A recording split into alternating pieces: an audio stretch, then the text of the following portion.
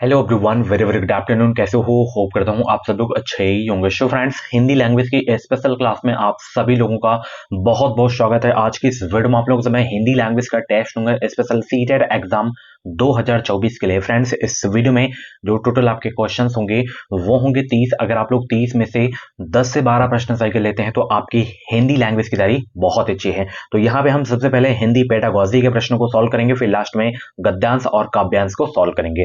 पहला प्रश्न आपकी स्क्रीन पे है, यहाँ पे देख सकते हो। वाइगोस्की के मत के अनुसार भाषा क्या है? एक चुनौतीपूर्ण उपकरण, या एक सांस्कृतिक उपकरण, या अर्थहीन उपकरण, या आनंददायी उपकरण? बताएंगे सब लोग। पहला का राइट आंसर क्या हो जाएगा? गुड आफ्टरनून सभी को। सीटेट एग्जाम को क्वालिफाई करना है तो आप अभी कभी इस चैनल को सब्सक्राइब करके बगल में बेल आइकन को ऑल पे जरूर प्रेस कर लीजिएगा, ताकि जो भी वीडियोस आए उनका नोटिफिकेशन आपको टाइम टाइम से मिलता रहे। बताएंगे सब लोग। तो वाइगोस्की के मत के अनुसार भाषा एक जो है सांस्कृतिक उपकरण है। क्या है? एक सांस्कृतिक उपकरण है। पहला का ऑप्शन यहाँ पे दूसरा आपका बिल्कुल करेक्ट हो जाएगा। नेक्स्ट क्वेश्चन आपकी स्क्रीन पे है, यहाँ पे देख सकते हो। भाषा कोई पृथक वाक्य या शब्द नहीं है, इसलिए अध्यापक को भाषा एक अर्थपूर्ण डैश के रूप में प्रस्तुत करनी चाहिए। किस रूप में आपको प्रस्तुत करनी चाहिए? विमर्श के रूप में, या स्कीमा, या पांडुलिपि, या उपकरण? बहुत अच्छे भाई। और आज की इस वीडियो में लाइक का टारगेट है 50। होप करता हूं आप इसे कंप्लीट कर देंगे। भाषा कोई पृथक वाक्य या शब्द नहीं है, इसलिए अध्यापक को भाषा एक अर्थपूर्ण विमर्श के रूप में प्रस्तुत करनी चाहिए हमेशा। ऑप्शन पहला आपका बिल्कुल करेक्ट हो जाएगा। और भी क्लासेस अगर आप लोगों को देखनी है तो आप प्लेलिस्ट में जाइए, प्लेलिस्ट में आपको हर सब्जेक्ट की वीडियोस मिल जाएंगी। नेक्स्ट क्वेश्चन है, 2.5 वर्ष का एक बालक अपनी माता को एक पुस्तक पढ़ते हुए देखता है। वह भी पुस्तक के पृष्ठ पलटता है और पुस्तक को उलटता पुलटता है और मुद्रित भाषा को पढ़ने का प्रयत्न करता है। इस बच्चे को किस श्रेणी में रखेंगे? प्रारंभिक, पाठक, लेखक, वक्ता, या अवलोकनकर्ता? बताएंगे सब लोग। बहुत अच्छे भाई। गुड आफ्टरनून सभी को, गुड आफ्टरनून। तो इस बच्चे को जो है प्रारंभिक पाठक की श्रेणी में रखेंगे। ओके, पहला ऑप्शन यहाँ पे आपका बिल्कुल करेक्ट हो जाएगा। नेक्स्ट क्वेश्चन आपकी स्क्रीन पे है, स्वर्णिम जागरूकता किसका ज्ञान है? भाषा, संगीत, शब्द, या ध्वनि? बताइए सब लोग। स्वर्णिम जागरूकता किसका ज्ञान है?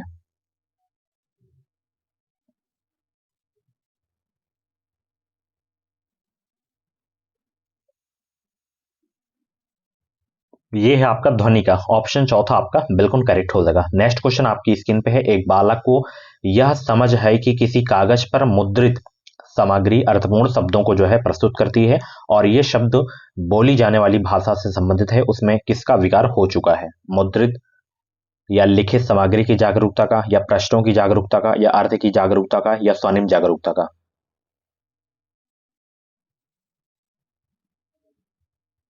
बहुत अच्छे भाई। 5 का जवाब देने का प्रयास करेंगे सब लोग। बताइए, उसमें किसका विकास हो चुका है? मुद्रित सामग्री की जागरूकता का विकास जो है हो चुका है। पहला ऑप्शन यहाँ पे आपका बिल्कुल करेक्ट हो जाएगा। नेक्स्ट क्वेश्चन आपकी स्क्रीन पे है, जब पाठकों से अपेक्षा की जाती है कि वे किसी पाठ्य सामग्री के प्रत्यक्ष या निष्कर्ष वाले अर्थ से आगे जाएं, यह किस पर आधारित होगा? पाठ्य सामग्री की पुनः प्राप्ति व समझ पर, या मूल्यांकन और प्रतिबिंबन, या अपने शब्दों में कहना और सारांशीकरण करना, या बारीकी और सरसरी तौर पर पठन? बहुत अच्छा भाई। 6 का जवाब देने का प्रयास करेंगे। गुड आफ्टरनून सभी को। तो यहाँ पे मूल्यांकन और प्रतिबिंबन हो जाएगा, ठीक है ना, जिसे गहरा चिंतन या गहन चिंतन भी बोल सकते हो। ऑप्शन दूसरा आपका बिल्कुल करेक्ट हो जाएगा। नेक्स्ट क्वेश्चन आपकी स्क्रीन पे है, भाषा अधिगम में चुनौतीपूर्ण अवधि वह आयु है जब बच्चे अकादमिक भाषा सीखने शुरू करते हैं, या जब बच्चे भाषा सीखने के लिए सर्वाधिक रूप से ग्रहणशील हैं, या जब बच्चे भाषा सीखना रोक देते हैं, या जब बच्चे भाषा सीखना शुरू कर देते हैं? बताइए सब लोग। 7 का जवाब देने का प्रयास करेंगे सब लोग। भाषा अधिगम में चुनौतीपूर्ण अवधि वह आयु है जब बच्चे भाषा सीखने के लिए सर्वाधिक रूप से ग्रहणशील हैं। ऑप्शन दूसरा आपका बिल्कुल करेक्ट हो जाएगा। नेक्स्ट क्वेश्चन आपकी स्क्रीन पे है, यहाँ पे देख सकते हो। एक अध्यापिका यह मानती है कि स्वयं की बनाई वर्तनी बच्चों की जो है वर्तनी सीखने की क्षमता को धीमा कर देगी। क्या होगा इसका राइट आंसर? बताइए सब लोग। आप अध्यापिका के इस विचार से सहमत हैं, या आप अध्यापिका के इस विचार से असहमत हैं, या स्वयं की बनाई गई वर्तनी का भाषा अधिगम से कोई संबंध नहीं है, या रचनावादी उपागम के अनुसार बच्चे नई नई वर्तनियों की खोज कर सकते हैं। बताइए सब लोग। बहुत अच्छे भाई। तो यहां पे आपका करेक्ट आंसर होगा कि आप अध्यापिका के इस विचार से असहमत हैं। दूसरा ऑप्शन बिल्कुल करेक्ट हो जाएगा। नेक्स्ट क्वेश्चन, प्राथमिक स्तर पर जो है विद्यार्थियों के लिए पढ़ाई का माध्यम क्या होना चाहिए? बिल्कुल सरल प्रश्न है। इससे सरल प्रश्न आपको पूरे 30 प्रश्नों में नहीं देखने को मिलेंगे। बताइए सब लोग। प्राथमिक स्तर पर विद्यार्थियों के लिए पढ़ाई का माध्यम क्या होना चाहिए? उसकी मातृभाषा पर होनी चाहिए, ठीक है ना। ऑप्शन पहला आपका बिल्कुल करेक्ट हो जाएगा। नेक्स्ट क्वेश्चन आपकी स्क्रीन पे है, राष्ट्रीय शिक्षा नीति 2020 के अनुसार बच्चों द्वारा बोली जा रही भाषा और विद्यालय में पढ़ाई के माध्यम की भाषा विद्यमान अंतर को क्या किया जाना चाहिए? अनदेखी कर देना चाहिए, या बनाए रखना चाहिए, या बढ़ानी चाहिए, या पाटना चाहिए? बताइए सब लोग। बहुत अच्छे भाई। 10वां का जवाब देने का प्रयास करेंगे सब लोग। राष्ट्रीय शिक्षा नीति 2020 के अनुसार बच्चों द्वारा बोली जा रही भाषा और विद्यालय में पढ़ाई के माध्यम की भाषा में विद्यमान अंतर को क्या किया जाना चाहिए? हमेशा पाटना चाहिए, ठीक है ना। ऑप्शन यहाँ पे आपका चौथा वाला बिल्कुल करेक्ट हो जाएगा। नेक्स्ट क्वेश्चन देखिए, एक अध्यापिका कक्षा 5 के शिक्षार्थियों के पठन कौशल का आकलन कर रही है। कौन सा तरीका पठन के आकलन का सर्वाधिक उपयुक्त तरीका है? पढ़ी गई सामग्री के आधार पर सूत्रलेख, या पढ़ी गई सामग्री का अपने शब्दों में सारांशीकरण, या पाठ पढ़ने के बाद शब्द अर्थ लिखना, या पढ़े गए पाठ की थीम पर एक अनुच्छेद लिखना? बहुत अच्छे भाई। सभी लोग 11 का राइट आंसर देने का प्रयास करेंगे सब लोग। एक अध्यापिका कक्षा 5 के शिक्षार्थियों के पठन कौशल का आकलन कर रही हैं। कौन सा तरीका पठन के आकलन का सर्वाधिक उपयुक्त तरीका है? वो है पढ़ी गई सामग्री का अपने शब्दों में सारांशीकरण करना, ठीक है ना। ऑप्शन दूसरा आपका बिल्कुल करेक्ट हो जाएगा। नेक्स्ट क्वेश्चन आपकी स्क्रीन पे है, यहाँ पे देख सकते हो, विक्रम का जन्म जो है मध्य प्रदेश में हुआ था, और इसके 6 वर्ष बाद उसके पिता का स्थानांतरण केरल में हो गया। वहां विक्रम को एक अंग्रेजी माध्यम में के जो है विद्यालय में प्रवेश दिलाया गया, किंतु कुछ ही महीनों में उसने जो है मलयालम सीख ली। इस स्थिति में विक्रम ने क्या किया? अपने परिवेश से मलयालम अर्जित की, या विद्यालय से मलयालम सीखी है, या किसी अध्यापक से मलयालम सीखी है, या भाषा अध्यापक से मलयालम सीखी है? बताइए सब लोग। 12 का जवाब देने का प्रयास करेंगे। तो वो जो है अपने परिवेश से मलयालम अर्जित की है, ठीक है ना। पहला ऑप्शन यहाँ पे आपका बिल्कुल करेक्ट हो जाएगा। नेक्स्ट क्वेश्चन आपकी स्क्रीन पे है, भाषा की पाठ्यपुस्तकों में जो है चित्रों से शिक्षार्थियों को क्या लाभ मिलता है? शिक्षार्थी बिना पढ़े पूरी पाठ्य सामग्री समझ लेते हैं, या सहपाठियों की मदद से पढ़ते और सीखते हैं, या पाठ्य सामग्री में आए विचारों और घटनाओं को भांपते और अनुमान लगा लेते हैं, या बिना किसी मदद के अपने आप पढ़ते और सीखते हैं? बहुत अच्छे भाई। वीडियो को लाइक कर दो, अभी भी लाइक की संख्या बहुत ही कम है, तो फटाफट लाइक करो। तो यहाँ पे भाषा की पाठ्य पुस्तकों में जो है चित्रों से शिक्षार्थियों को क्या लाभ मिलता है? पाठ्य सामग्री में आए विचारों और घटनाओं को भांपते और अनुमान लगा लेते हैं शिक्षार्थी इससे, ठीक है ना। ऑप्शन तीसरा आपका बिल्कुल करेक्ट हो जाएगा। नेक्स्ट क्वेश्चन आपकी स्क्रीन पे है, यहाँ पे देख सकते हो, और मैं जितने भी क्वेश्चन करवाता हूँ कोई भी सब्जेक्ट हो, वो सारे के सारे आपके जो है सीटेट के रियल क्वेश्चन होते हैं, प्रीवियस के, ठीक है ना। चलिए, तो आपको बुक लेने की आवश्यकता नहीं है PYQ की। अध्यापिका कक्षा 4 में संज्ञा पढ़ाना चाहती है। कौन सी विधि जो है सर्वाधिक उपयुक्त है? संज्ञा की परिभाषा और प्रकार बताना, पढ़ी जा रही पाठ्य सामग्री में व्यक्ति, स्थान और वस्तु के नामों को रेखांकित करना और उसके बाद संज्ञा की व्याख्या करना, या संज्ञा की व्याख्या करना और इसके बाद विद्यार्थियों से इसके उदाहरण पूछना, या संज्ञा शब्दों पर आधारित कार्यपत्रक पूरा करने के लिए कहना? बताइए। तो सबसे इसमें जो है सही जो विधि है वो है ये वाली, पढ़ी जा रही पाठ्य सामग्री में व्यक्ति, स्थान, वस्तु के नामों को रेखांकित करना और उसके बाद संज्ञा की व्याख्या करना। दूसरा ऑप्शन बिल्कुल करेक्ट हो जाएगा। नेक्स्ट क्वेश्चन आपकी स्क्रीन पे है, एक अध्यापिका अनुच्छेद लेखन के लिए प्रक्रिया आधारित उपागम का अनुसरण कर रही है। शिक्षार्थियों में लेखन कौशल विकसित करने का सही तरीका क्या है? बताइए।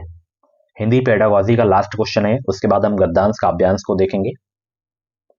बताइए, एक अध्यापिका अनुच्छेद लेखन के लिए प्रक्रिया आधारित उपागम का अनुसरण कर रही है। शिक्षार्थियों में लेखन कौशल विकसित करने का सही तरीका क्या है?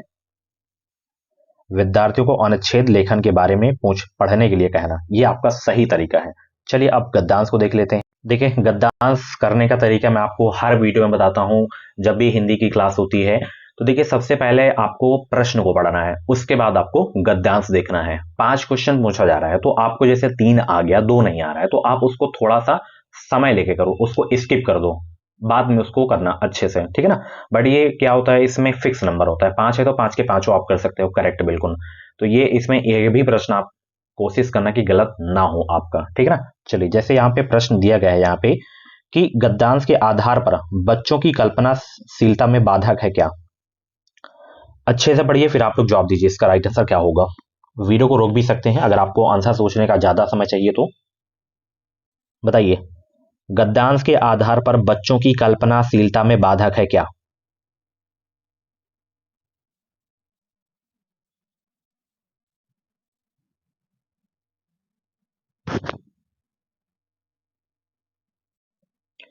तो गद्यांश के आधार पर बच्चों की कल्पनाशीलता में बाधक है बड़ों द्वारा बनाए गए नियमों की अधिक जानकारी होना, ठीक है ना।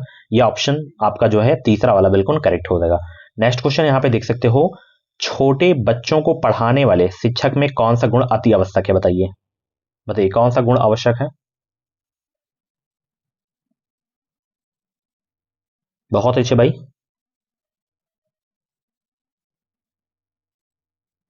तो ये लाइन पढ़ेंगे, छोटे बच्चों को पढ़ाने वाले टीचर संवेदनशील ना हो तो कल्पनाशीलता को हाशिए पर ढकेलने की, यहाँ पे कल्पनाशीलता को जो है बचाना इतना जरूरी क्यों है। तो यहाँ पे आपका जो है होगा जो राइट आंसर संवेदनशील होगा, ठीक है ना, संवेदनशील, ठीक है ना। चलिए नेक्स्ट क्वेश्चन यहाँ पे देख सकते हो, सब ठीक हो जाएगा के पीछे कौन सा भाव छिपा है। बताइए सब ठीक हो जाएगा के पीछे कौन सा भाव छिपा है। एक आशा की जा रही है इसमें ना कि सब ठीक हो जाएगा, ठीक है ना, तो आशा भाव छिपा है इसमें, पहला ऑप्शन बिल्कुल करेक्ट हो जाएगा। नेक्स्ट क्वेश्चन यहाँ पे देख सकते हो, आप मैनेज कर लेना, इसकी मैं पीडीएफ आपको सेंड कर दूंगा अपने टेलीग्राम ग्रुप पे। टेलीग्राम ग्रुप का नाम है एजुकेशन विसाहिल, लिंक वीडियो के डिस्क्रिप्शन बॉक्स में आपको मिल जाएगी। तो वहां से आप इस पीडीएफ को डाउनलोड करके एक बार गद्यांश का बांस को जो है अच्छे से देख लेना, प्रैक्टिस कर लेना आप लोग। चलिए प्रश्न क्या है यहाँ पे, बच्चों कार उड़ती है लेकिन यथार्थ में उड़ने से पहले उसे कल्पना में उड़ना होगा, से तात्पर्य क्या है। बताइए बताइए इसका तात्पर्य क्या है।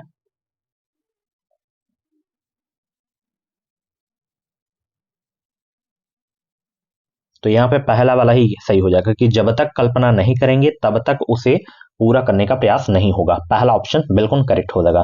नेक्स्ट क्वेश्चन यहाँ पे देख सकते हो, ये नैसर्गिक शब्द में प्रत्यय आपको बताना है। देखिए जैसे 5 क्वेश्चन पूछा जा रहा है तो 2 क्वेश्चन उसमें व्याकरण बना देगा, शब्द आपके उसी में से रहेंगे, बट उसके उत्तर आपको उसमें नहीं मिलेंगे, पैसेज में नहीं मिलेंगे। अब जैसे ये व्याकरण बना दिया तो इसका उत्तर अगर आपको पता होगा, व्याकरण पढ़े होंगे तो आप बता देंगे। नैसर्गिक में प्रत्यय बताना है आपको, तो इसमें प्रत्यय है इक प्रत्यय। कौन सा प्रत्यय है, इक प्रत्यय है, ऑप्शन तीसरा। नेक्स्ट क्वेश्चन देखिए यहाँ पे, समूह में से भिन्न शब्द युग्म आपको बताना है। बताइए इसका उत्तर आपको इसमें मिल जाएगा। बताइए सब लोग। बहुत अच्छे भाई। तो यहाँ पे आपका जैसे ये आपका अलग है, ठीक है ना। बाकी आपके जैसे हैं, ये जैसे अच्छा बुरा हो गया, दिन रात हो गया, चाहे अनचाहे हो गया, ये सब क्या है, विलोम शब्द है, ठीक है ना।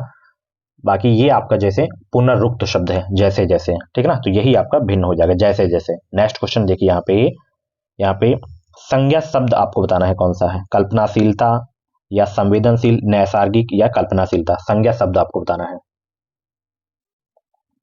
ये भी आपका व्याकरण का है,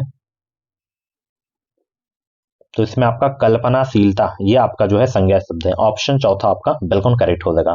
नेक्स्ट क्वेश्चन देखिए आप लोग, यहाँ पे प्रश्न बहुत ही अच्छा है, ये इंपॉर्टेंट भी क्वेश्चन है कि कल्पनाशीलता बच्चों का जो है नैसर्गिक गुण है, वाक्य में रेखांकित शब्द के स्थान पर प्रयोग कर सकते हैं, प्रकृति, प्राकृतिक, प्राकृत या प्रसिद्ध। बताइए सब लोग। कल्पनाशीलता बच्चों का नैसर्गिक गुण है, वाक्य में रेखांकित शब्द के स्थान पर प्रयोग कर सकते हैं, प्राकृतिक हो जाएगा, ठीक है ना यहाँ पे।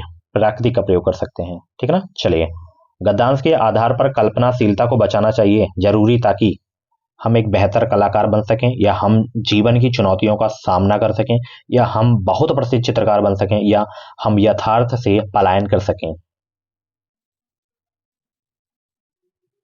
बताइए। गद्यांश के आधार पर कल्पनाशीलता को बचाता इसलिए बचाना यहाँ पे इसलिए जरूरी है ताकि हम जीवन की चुनौतियों को सामना कर सकें, ठीक है ना। यहाँ पे बचाना है, ये ऑप्शन दूसरा आपका बिल्कुल करेक्ट हो जाएगा। इसके सारे उत्तर आपको इसी में मिलेंगे, ठीक है ना।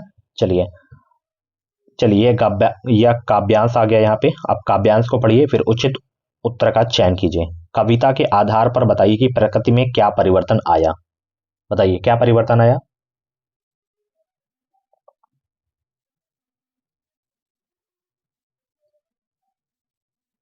अब रजत स्वर्ण मंजरियों से लद गई आम्रतरु की डाली, झर रहे ढाल पीपल के दल, हो उठी कोकिला मतवाली, महके कटहल मुकुलित जामुन, जंगल में झरबेरी जूली, फूले आड़ू नींबू दाड़िम, आलू गोभी बैगन मूली। कविता के आधार पर बताइए कि प्रकृति में क्या परिवर्तन आया। पहली लाइन जब पढ़ेंगे कि अब रजत स्वर्ण मंजरियों से लद गई आम्रतरु की डाली, यहाँ पे आम पर बौर आ गई है, यही परिवर्तन हुआ है प्रकृति में। ऑप्शन पहला आपका डियर बिल्कुल करेक्ट हो जाएगा। नेक्स्ट क्वेश्चन आपकी स्क्रीन पे है, यहाँ पे देख सकते हो। कविता में दल शब्द का अर्थ क्या होता है। दल शब्द का बिल्कुल सरल प्रश्न है। दल शब्द का अर्थ बताइए।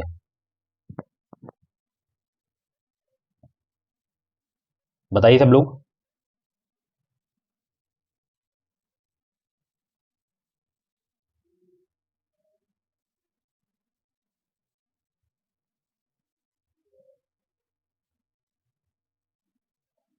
बताइए सब लोग, बहुत अच्छे।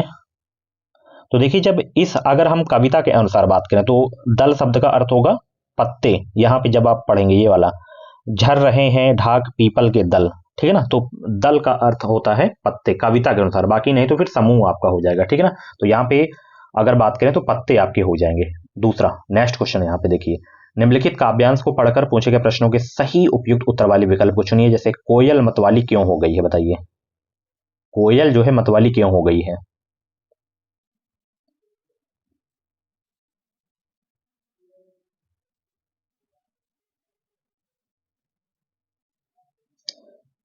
झर रहे ढाक पीपल के दल, हो उठी कोकिला मतवाली।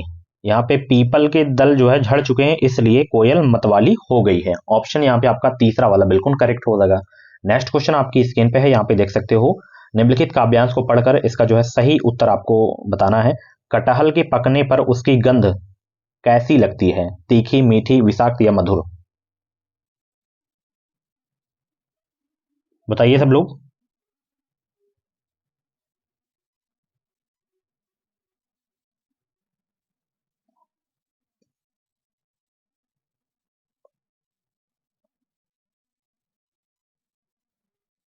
आंसर सोचने का अगर आप लोगों को ज्यादा समय चाहिए तो आप लोग वीडियो को रोक भी सकते हैं। तो यहाँ पे कटहल के पकने पर उसकी गंध जो है मीठी सी लगती है। ऑप्शन दूसरा बिल्कुल करेक्ट हो जाएगा। नेक्स्ट क्वेश्चन यहाँ पे दाड़िम का अर्थ क्या है। दाड़िम का बताइए, दाड़िम का अर्थ क्या है। अभी भी लाइक की संख्या बहुत ही कम है, तो फटाफट वीडियो को लाइक कर दो।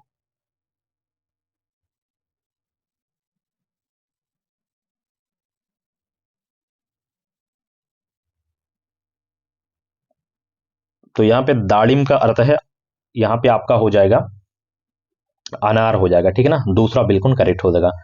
चलिए लास्ट क्वेश्चन है, यहाँ पे देख सकते हो। तरु का जो है आपको पर्यायवाची शब्द बताना है। तरु का पर्ण पत्ता वृक्ष तना।